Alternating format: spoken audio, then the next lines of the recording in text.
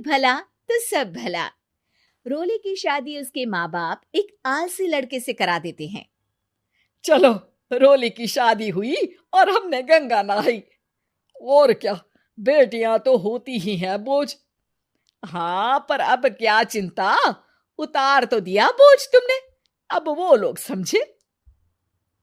ससुराल में रोली का पति कहता है, देखो, मैं कोई काम नहीं करता, ये बात तुम्हारे मम्मी पापा को बता दी थी मैंने। अब जो किराया आता है दुकान का, उसी से घर का गुजारा करना है। कभी भूल से भी कोशिश ना करना किसी चीज की डिमांड की। क्या मम्मी पापा को पता था कि आप कोई काम नहीं करते? और क्या, बड़ा अच्छे से पता था। उन लोगों को तो तुम बोझ लगती थी, बोल रहे थे कि बस शादी कर लो और कोई मतलब नहीं है। रोली को यह सुनकर बहुत गुस्सा आता है, लेकिन करती भी तो क्या, क्योंकि वो जानती थी कि उसके माता पिता ऐसे ही हैं। जैसे तैसे रोली दिन काट रही थी। रोली को एक प्यारी सी बेटी होती है। धीरे धीरे वो बड़ी होती है और उसके साथ उसकी जरूरतें भी बढ़ती जाती हैं। सुनिए जी, अब तो सिमी बड़ी हो रही है, उसका स्कूल में दाखिला कराना है। मैंने अब तक तो जैसे तैसे समय काट लिया, लेकिन मैं बच्ची की परवरिश में कोई कमी नहीं रखूंगी। अरे क्या है यार, अब तो लगता है कोई ना कोई काम ढूंढना ही पड़ेगा। अब पति रोज काम की तलाश में जाता और बिना किसी काम के वापस आ जाता। रोली समझ जाती है कि पति के अंदर अब काम करने की क्षमता नहीं है। वो बेटी को उच्च शिक्षा देने के लिए कुछ करना चाहती थी, लेकिन करती तो क्या करती। एक दिन रोली की सहेली कहती है, रोली, मेरी कोई औलाद नहीं है। अगर तू मेरी औलाद को जन्म दे तो मैं तुझे तेरे मुंह मांगे पैसे दूंगी।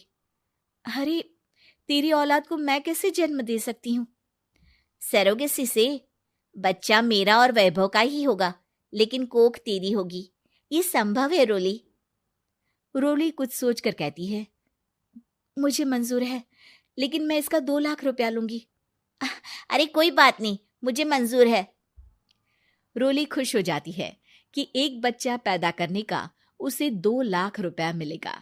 वो घर आकर पति को बताती है, वो भी खुश हो जाता है। अब क्या था, डॉक्टर के पास जाकर सहेली का बच्चा रोली की कोख में पलने लगता है। मुझे 20,000 चाहिए मेरे बेटी के एडमिशन के लिए।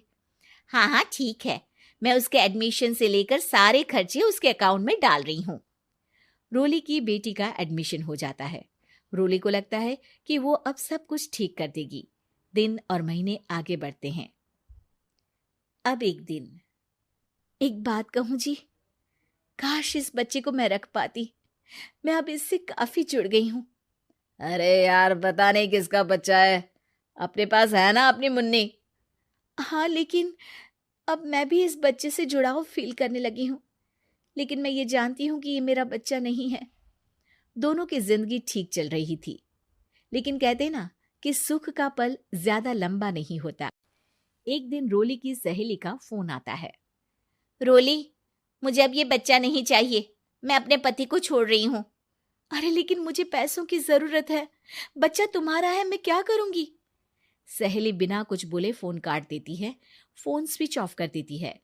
लेकिन रोली के जीवन का तूफान यहीं नहीं रुकता।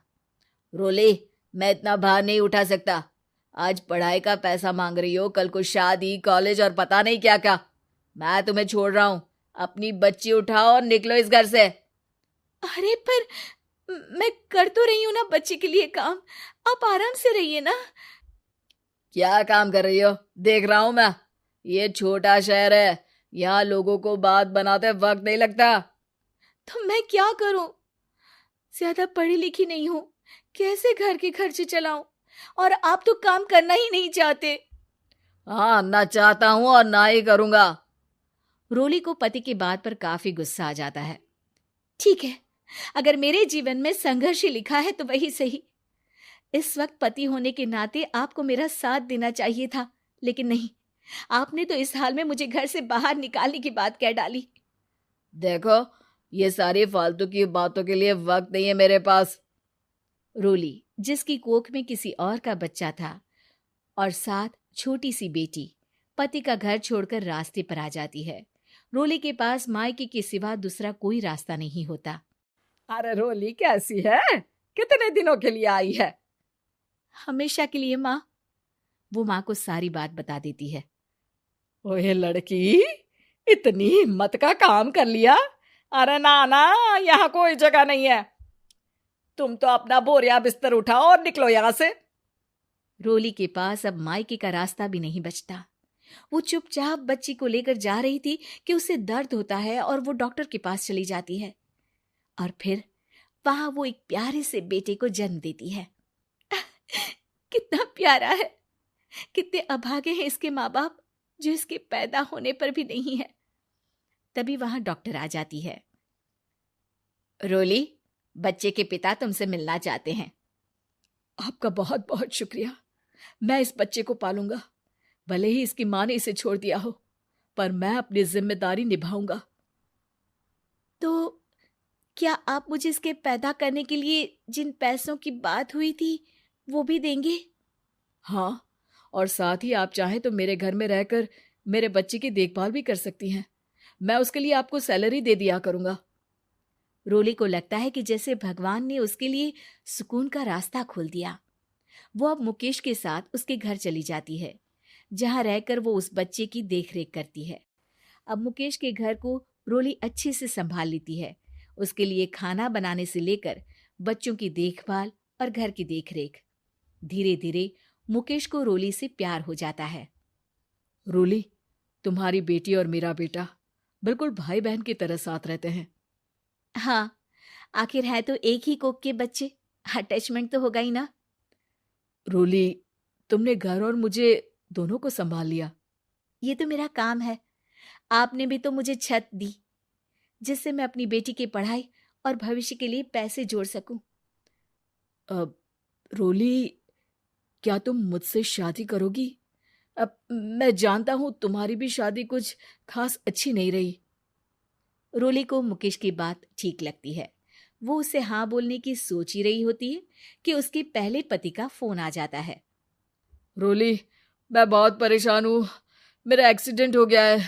मैं चाहता हूं तुम वापस आ जाओ। रोली को पुराने पति की चिंता होने लगती है। वो सोचती है कि वो क्या कर रही थी।